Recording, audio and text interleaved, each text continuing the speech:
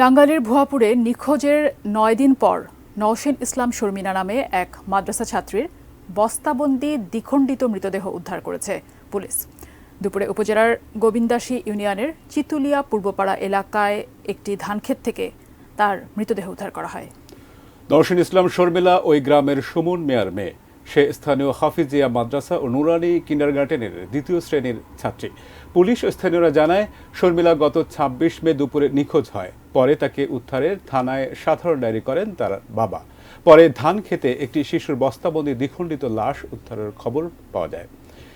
শর্মিলার চাচা কায়ুম মিয়া বলেন, এটি শর্মিলার মৃতদেহ কিনা তা এখনো শনাক্ত করা সম্ভব হয়নি। তবে তার পরনের লাল পায়জামার অংশ দেখে ধারণা করা হচ্ছে এটা শর্মিলার মৃতদেহ। ভুয়াপুর থানার ওসি মোহাম্মদ আহসানুল্লাহ জানান, ফরেনসিক টিম ঘটনাস্থল পরিদর্শন করেছে। তদন্ত করে পরবর্তী ব্যবস্থা নেওয়া হবে।